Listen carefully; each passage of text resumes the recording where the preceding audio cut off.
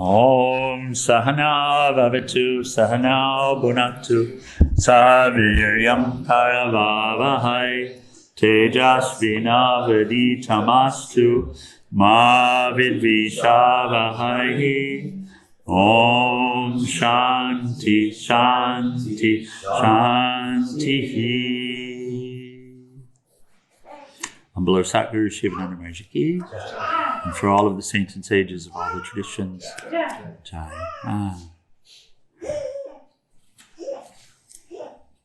Hari Om Tat Sat. So, tomorrow morning, I mentioned to you that I'm here through satsang tomorrow morning, and then I'm going off to Prescott. Part of the sangha that we serve is with an organization in some locations called Center for Spiritual Living.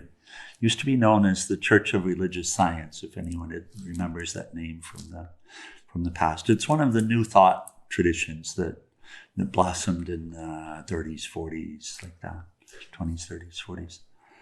Emmett Fox was one of those, and he's reasonably well known among some circles. In fact, we have a lot of his writings here. He had sprung up in the Depression age, and then he traveled and lectured. And this is this tradition is Dr. Ernest Holmes, if anybody's heard the name, and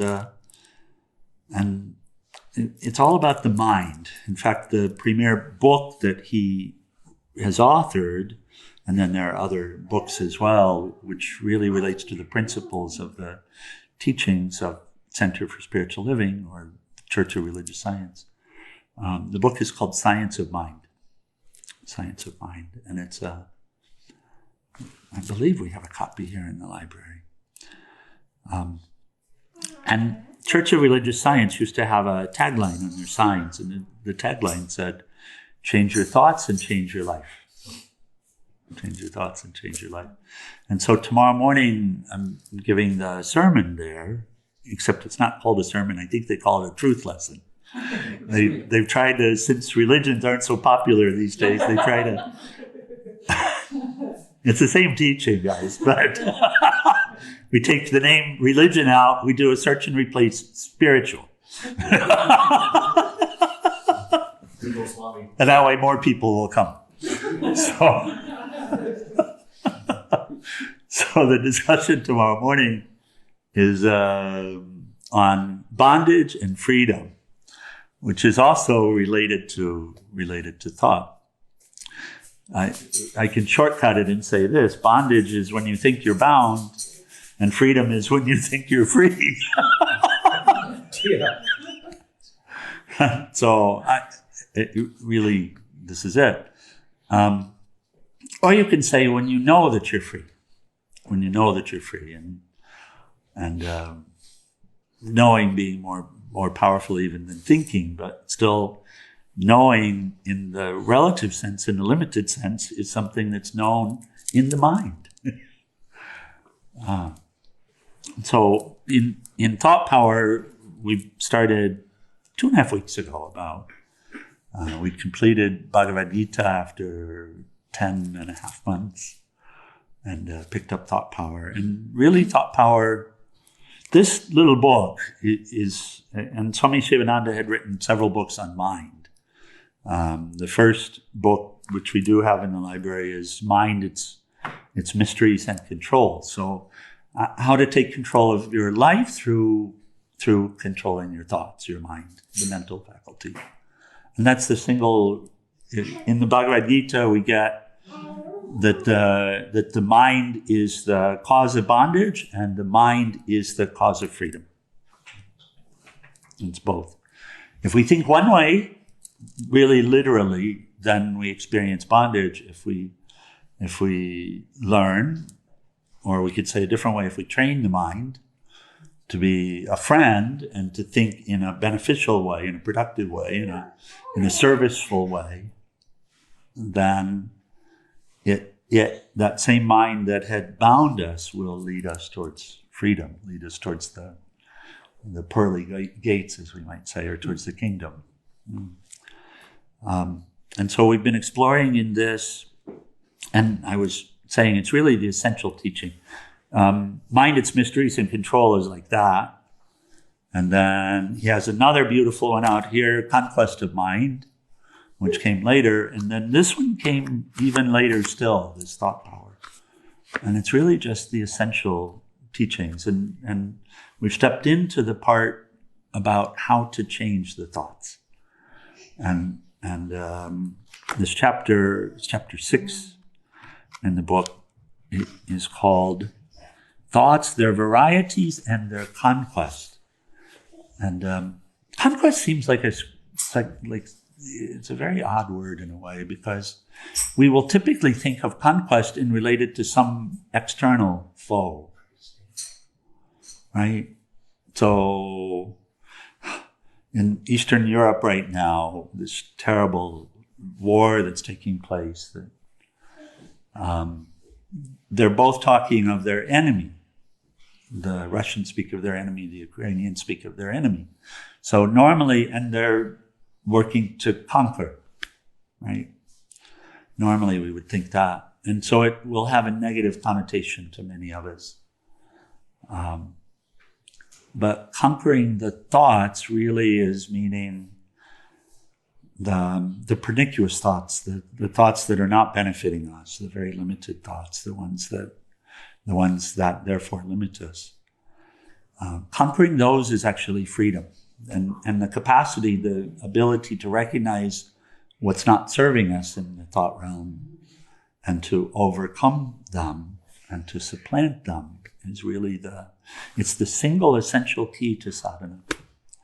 Everything in sadhana, there are two practices, as it were. And Raja Yoga calls one a practice, which is working with the mind and uplifting, bringing the mind up to the highest form of thought, which is knowledge of truth. We can say it like this: sattva. And the second practice is withdrawal, renunciation, but not renouncing external things, renouncing what needs to be renounced, which really has to do with the inner, ultimately the identification as a person. So yoga is said to be both practice and relinquishment, or practice and renunciation.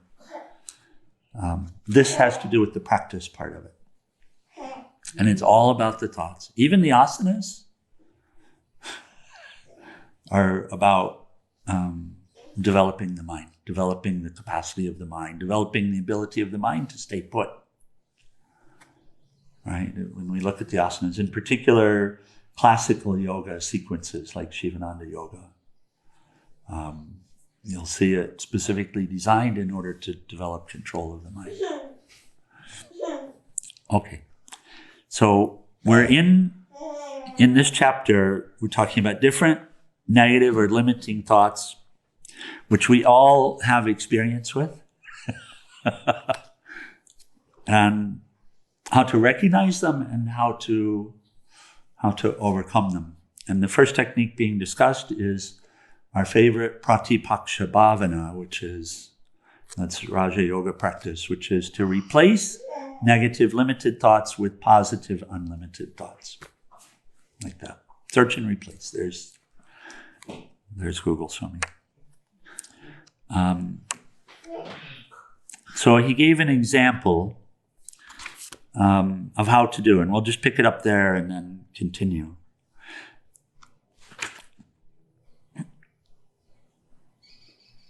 The method of displacing or dislocating the negative feeling by substituting the opposite positive feeling is very easy. Within a short time, the undesirable feeling vanishes. He says, practice this and feel. Even if you fail several times, continue. You will be successful after some sittings and some practice. So we're picking this up midstream a bit, but he's talking about having a gloomy feeling, a depressive feeling, and simply replacing it. And we were having some discussion the morning before yesterday, Hari, we were having some discussion because in advanced stages, you can simply bring the counter idea and it will have enough traction that you can switch it just like that. So if you feel depression, you can say to yourself, I am satisfied, I am happy.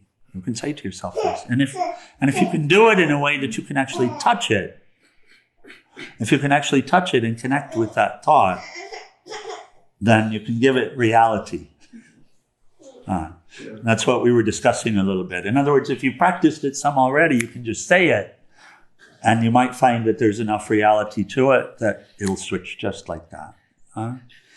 But if need be, you can tell yourself why it is so. So I'm not depressed. This is simply a passing phase. It's just tamas washing through the mind. So somebody that knows something about what's really happening with the mind can say this, and it will have merit, and will help us to step back from it right away. Actually, I'm practicing cheerfulness. So I can say to myself, I'm practicing cheerfulness, because I know that I can just as easily be cheerful as something else, and it's a state of the mind. So I'm practicing cheerfulness. Can you tell yourself that? And in a moment, you might even just get a laugh out of the whole thing. And it switched just like that. So that's pratipaksha bhavana. Now our tendency will be to stew in whatever's coming, but there's no need for that. And when you understand the power of thoughts, and you understand that if you choose to stew in it, it's your choice, and it's a mess, and you'll suffer, and you have a choice. And by the way, wherever you go, you carry your state of mind with you. We were taking time on the philosophy and power of thought and all this, and we recognize it. Wherever you go, you take your thoughts with you, and you say you want to be of service. So, and these are things that we can tell ourselves too. Yes, Veda? So this is pratipaksha bhavana, and he continues. And we can work it out logically. We can work it out. We can say, no. I don't want to take depression to the people that I meet today. Can that resonate? I don't want to take gloominess to the people that I meet today. I want to take cheerfulness. This world, people are really having a tough time as it is. I don't want to add to it. And I can take cheerfulness because it's just a choice for me. We have the practice of contentment is one of the niyamas. Contentment, santosha. And so it's a practice. And we used to have these conversations with Krishnadas about this. And it's just a funny thing. It's actually just a practice. It's so darn simple. You can tell yourself, let me practice being content. Let me give myself a list of all of the reasons to be content. Yes? What can you do? So we're also talking about having the commitment. It's really the key to work with our thoughts and uplift our thoughts. And it's not about, we were talking the other day, it's not all about just bringing crazy happy thoughts, isolated happy thoughts and like that. You don't actually want to bring isolated thoughts. Because it's not that hard really to see real reasons why contentment is a valid practice, and to see why I want to practice it. That we watched the other day, that little video of the young Indian boy who says, what do you practice? And he talked about the examples of what can be practiced, anger and hatred and like this, but also joy can be practiced.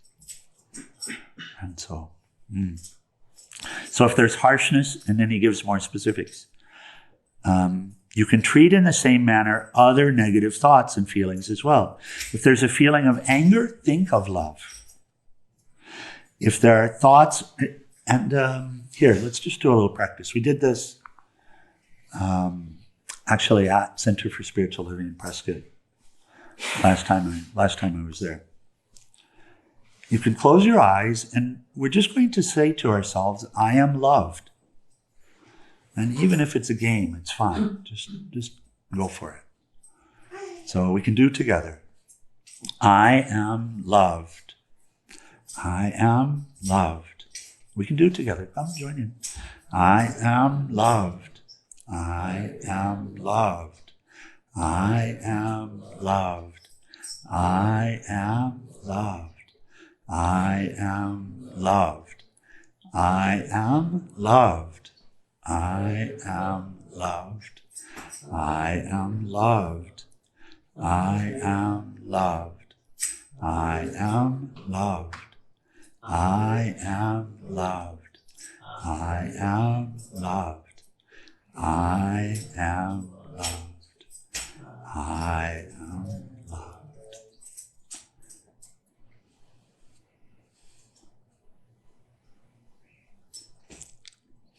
You see how there's a power in the words. Yeah. So thinking them or saying them. And some doubting faculty within us will say it won't work. But if we just get ourselves to do it, like the first time with mantra, if we could just get ourselves to do it. So think of love. If there are thoughts of jealousy, think of the advantages of charitableness and magnanimity. And we had discussed this on Thursday. So we'll move on. But this is the idea that we're working with. And he says, you'll drive off the negative thoughts and feelings and you will be established in a positive state. And practice of a continued type is essential, so don't let up the guard.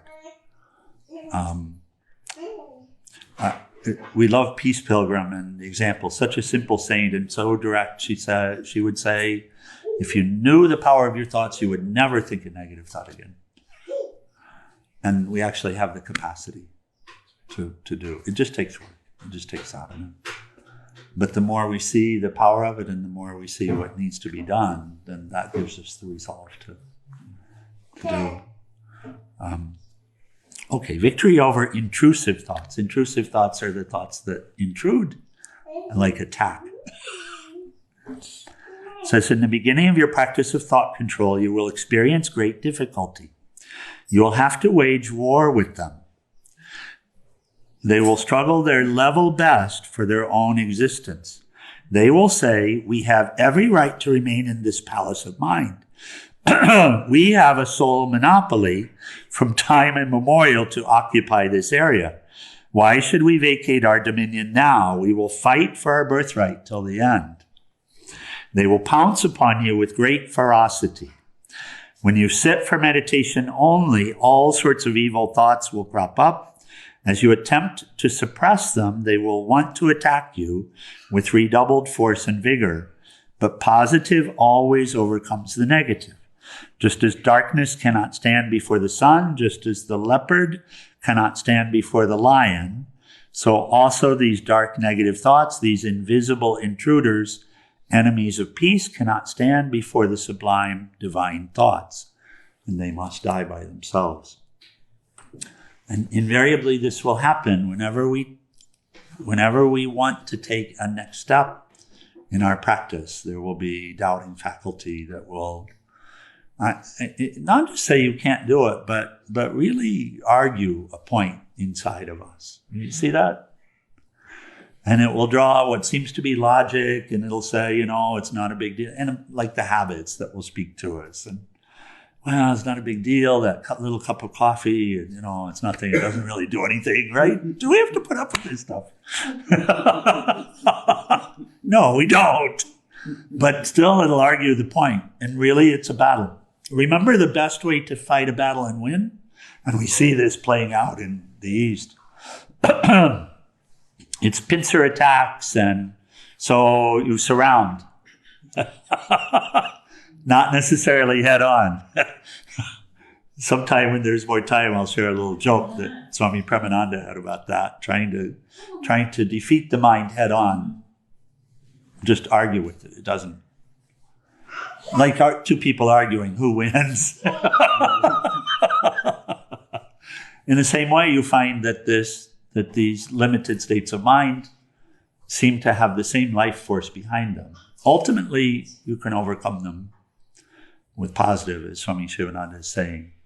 But they seem to have great power as we're establishing the practice or going deeper in the practice. And everybody here included, every one of the ashramites as well, is still dealing with limited and limiting thought tendencies, reactive tendencies that we need to clear ourselves of. Shivadas, you're chanting your mantra, but yeah. So, and we have to resolve. We can't be done until we're done. Once we've learned the techniques, it gets easier, but then you'll find that there, just like he's talking about, there are aspects of this mind, different thought patterns, different patterns of desire, etc., that are holding on so strongly, and they're justifying themselves. Well, you can clean up everything else here, but I'm fine.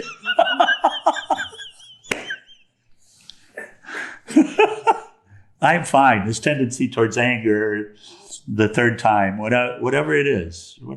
I mean, you must not accept that. You must not accept it. All right? Oh, you must not accept it. And he said, this is the way. So drive away obnoxious thoughts next. Drive away from your mind all unnecessary, useless, and obnoxious thoughts.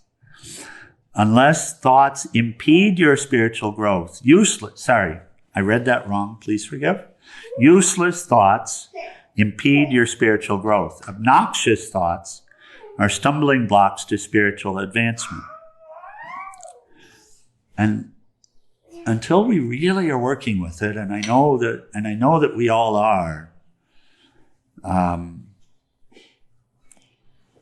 there's a dear friend, and he joins us often, so he'll hear this and smile. But he says, I used to think that every thought that came deserved my attention. So he's sharing that he used to, because that was, but then he learned that they didn't all deserve his attention.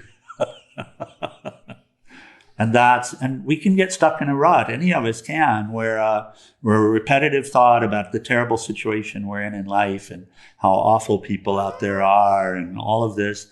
And it can come in a way, and it can begin. It's an obnoxious thought, by the way. It is an obnoxious thought. Because as long as we're meditating on that, there's no connection with God. Because the one that we're upset about is a form of God. And it came to you as grace.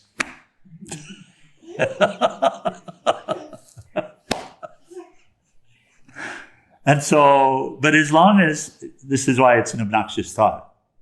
Does that make sense? Yeah. Because it's taking a place in the mind where what we want to be the placeholder, really, if we know what we want to be the placeholder is either mantra or my dear Lord, thank you for coming. Or here's a good one. We were talking about this the other day. This seems very difficult.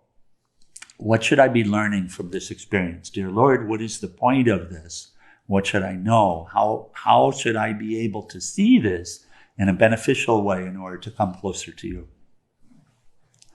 So these are habits. We could say mantra, but it actually, this process, this inner process, wants to be when we see these obnoxious thoughts start to intrude. And there are other techniques as well that get discussed here, of course, like auto-suggestions that help to prepare the space so that obnoxious thoughts don't have the power when they come. Auto-suggestion. Swami Sivananda gives a great one. Through the grace of the Lord, I am getting better and better every day in every way. And this is a good day starter, because it's true. It's not just words, it's true. You're learning. Yes? And if you're learning, you're getting better every day in every way. We may hit repetitive patches, we may get stuck, But that patch will help us to learn, because we'll come through it and we'll be able to look at it and say, here's what happened. Right? And invariably, it's going to be, I got caught up in a negative thought pattern. Invariably, it's going to be that. And that helps us to redouble our efforts, right? So it is true. We are getting better and better every day in every way. It is true. It is true. We're in school here and we're learning, yes? Have you had a good few weeks? Yeah. Yeah. Learning? Definitely. So, yeah, so it's true. It's true then, you can say. It's true. We're getting better and better every day. Through what? Through the grace of the Lord. Because the difficulties that come that might trigger obnoxious thoughts in our old way of thinking, then those are actually not coming for any reason. Those experiences are not coming for any reason other than to help us to see those obnoxious thoughts and replace them. So he says, you're away from God when you entertain useless thoughts. And so substitute thoughts of God. Place in the house, in your car. Oh my God, Gopala. When he would see, you know where I'm going, Shivadas. So place images of God in your house, in your car. You do this everywhere. And make sure that you see them as you walk through. And think about God. Think about that form. Think about your relationship with it. Think about your aspiration. Invite God to deal with the problem that you're dealing with. So really, think about God, he's saying. Emmett Fox wrote a very little essay called The Golden Key. Has anyone here read it? If you remember Emmett Fox, The Golden Key, just Google it and read it, please. It's only 3 pages. Just 3 pages. And it's, he says,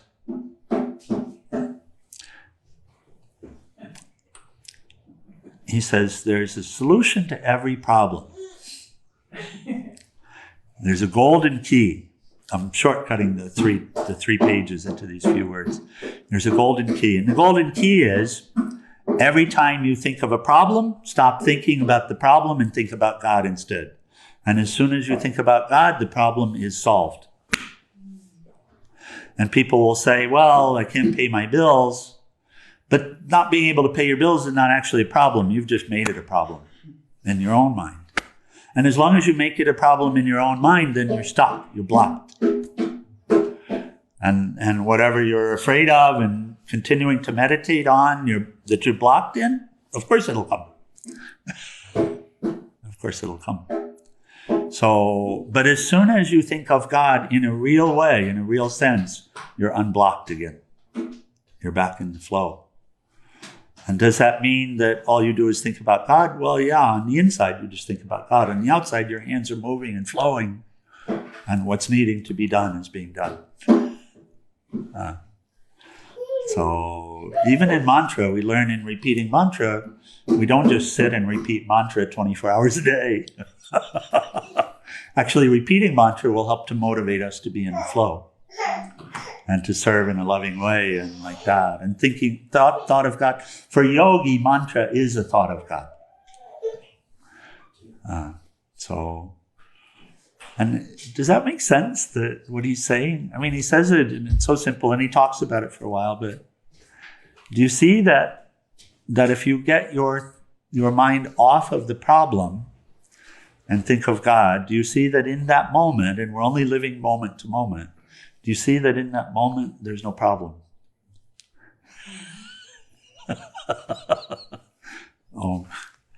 So Swami Sivananda says, you're away from God when you entertain useless thoughts. And entertaining them is something that we do. We don't have to do it, but it's something that we tend to do. Entertaining is you roll it around. A thought comes. In reality, the thoughts are like the clouds. And I don't see any clouds up there today. But in reality, the thoughts are like the clouds. It's only ego sense, it's only I-ness and mine-ness that identifies with them. But the saints and sages, if you look at the inner environment, what you see is a free-flowing inner environment where there's no grasping. And thoughts are not stewed in, thoughts are used. They're used. They're used in service. They're used in service. So, whatever is necessary. Peace Pilgrim talked about, she said, back during the 70s, Vietnam War time, and there were a lot of thoughts, a lot of ideas at that point, for a few of us here will remember, about California falling into the ocean because the big earthquake was coming. Oh, yeah. You remember this? Okay. And she said, she mused, she said, if people knew the power of their thoughts, they would never think this. And you know why she says that? And so what did she do? She resolved to be in California for 100 days. Why? Well, to counter it. So that's what a saint does with thoughts. Is the thoughts are an offering, and knowing the power of the thoughts, then the thoughts will be offered. But it's not like this is my thought and that's your thought. It's simply this entire field is a field of thought, and I can choose which thoughts to bring and which thoughts to relate to and which thoughts to offer. And if you see your thoughts as an offering, then you would only want to offer beneficial thoughts. And really this mind is like a transceiver. It receives and it transmits. So the effect is that whatever and we're reminded of the philosophy, whatever we are entertaining or harboring, that's a relationship with thoughts, we're also transmitting. We're also sharing. So to entertain thoughts of malice is actually inflicting malice upon whoever that thought is guided at. It's the curse. We used to talk a lot about curses and people being cursed and all that, and it's a real thing. The yogi who's free of thought won't be affected by those. But the one who's not free of thought will certainly feel it. And I think we've all felt it at different points. We've all felt that objectified thought. As a woman, some of the stuff that men think about women and vice versa is not very beneficial. And so we've all at times been attacked by those. Right? And so if you know the relationship and you know the power, then you're utilizing the thoughts. They're not your thoughts. They never were your thoughts. The clouds are not your clouds. And really, there's a free flow, as it were. And you'll see it. You see it. Don't you see thoughts that just come? And they seem random. They're related to karma. There's a reason they're coming, but still, why do you have to grasp them? Why do you have to entertain them? Why do you have to give them a second thought? Swami Sivananda was talking earlier about learning to unmind the mind. Why can't you just let it come and go? Right? And you can. It's just learning it. It's just about learning it. Learning the relationship. I'm not the thoughts. Really, really practicing that. And then learning how to bring thoughts as service, as karma yoga. But also thoughts that will uplift us. Questions or comments before we close? Hari, we should check the monitor if we could. Yeah. Brian, it's something. I mean, it's really something. Really, really recognizing the power and capacity to make the thoughts whatever you wish for them to be. To choose what your first thought of the day is going to be and what your last thought of the day is, and to oversee a process where that becomes what it is. And to learn how to think about others in a different way. The ability to craft all of this, it's amazing. And this is what we're dealing with. Hara. Om.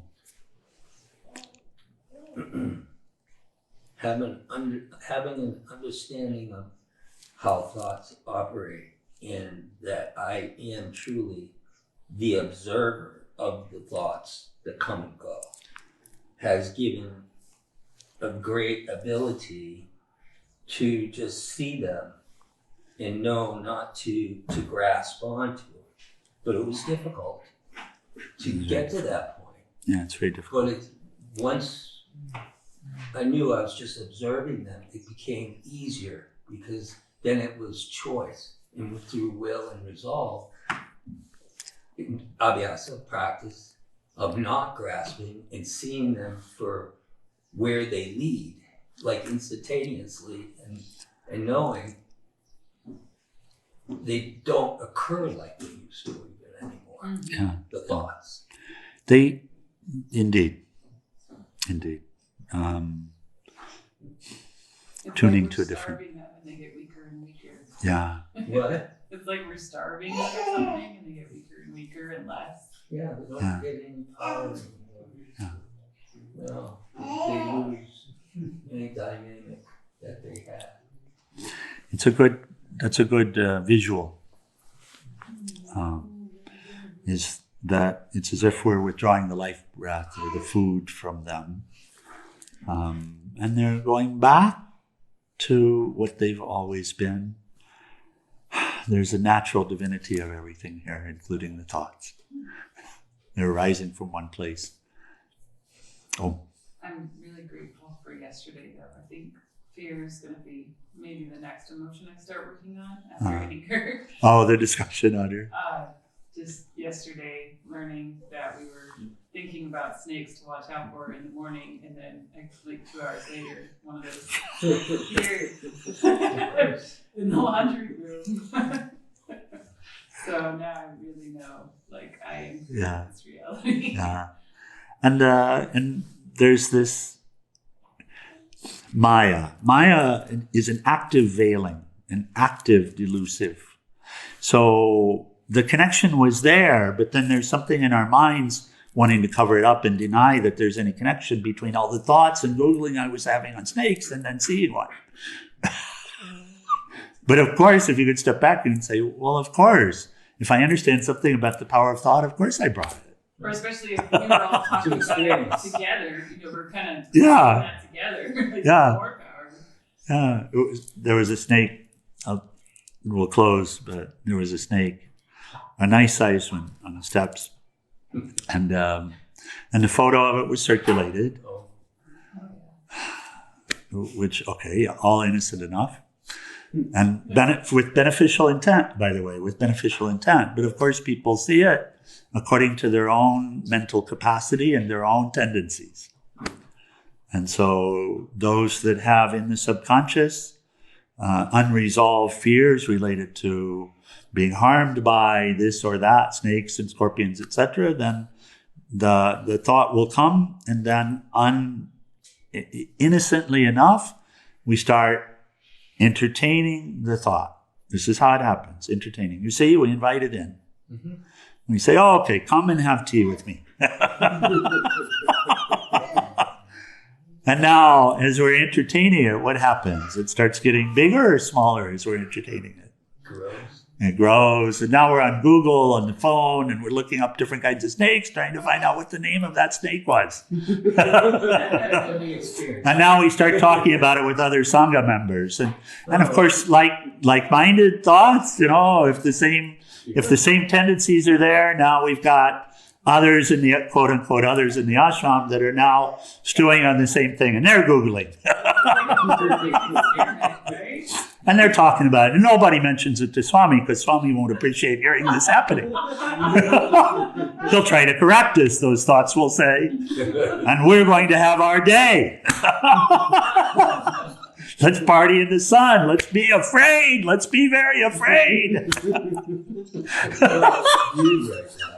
And so it's becoming palpable, and I see a little bit of but anyway. And then I get a message, our dear Sean, he's freaked out. There's a snake in the laundry room. Now, by the way, he's about this long. And but you got to see it. You got to see the connection. That's and thank God. Thank God, because that's it. That's it. The physical is shaped of thought. Mm-hmm. The physical is the fructification of thought. The collective physical is the collective fructification of the collective inner state. So when we see what's happening in the world, what we know is, oh my God, our thoughts are a mess. And of course that'll manifest outward. Oh, yes. But through grace, the individual can change the nature of the thought that's being entertained and harbored and all of this inside. And that's how the transformation in the world happens, is enough individuals start employing the power and turning it around. Okay, we should close. Final prayers and RT. Did you check? Yes, no problem. Nothing? Okay, thank you. Oh, page 174. Om Trayambakam Yajamahe Sugandim Pushdevadinam Bhurgai Rupaneva Vandanam Mritor Mukshayam Amritat Om Trayambakam Yajamahe Sugandim Pushdevadinam Bhurgai Rupaneva Vandanam Mritor Mukshayam Amritat Om Trayambakam Yajamahe Sugandhim Pushdivardhanam Bhurgai Rupaneva Vandanam Mritor Mukshayam Amritat Om Sarvesham Swastir-Bhavatu Sarvesham Shantir-Bhavatu Sarvesham Purnam Bhavatu Sarvesham Mangalam Bhavatu Sarve Bhavantu Sukhinaha Sarve Shantu Niramaya Sarve Bhadrani Pashyantu Makashi Dukhabhave Asato Ma Satgamaya Tamaso Ma Jyotirgamaya Mritor Mahamritam Gamaya Om Purnamada Purnamidam Purnat Purnamudachyate Purnasya Purnamadaya Purnameva Vasishyate Om Shānti Shānti Shāntihi. O adorable Lord of mercy and love, salutations and prostrations unto thee. Thou art omnipresent, omnipotent, and omniscient. Thou art Satchidananda. Thou art existence, knowledge, and bliss absolute. Thou art the indweller of all beings. Grant us an understanding heart, equal vision, balanced mind, faith, devotion, and wisdom. Grant us inner spiritual strength to resist temptation and to control the mind. Free us from egoism, lust, anger, greed, hatred, and jealousy. Fill our hearts with divine virtues. Let us behold thee in all these names and forms. Let us serve thee in all these names and forms. Let us ever remember thee. Let us ever sing thy glories. Let thy name be ever on our lips. Let us abide in thee forever and ever. Humble our Sacred Shivananda Maharaj. Jai. And for all of the saints and sages of all the traditions. Jai. And a short art.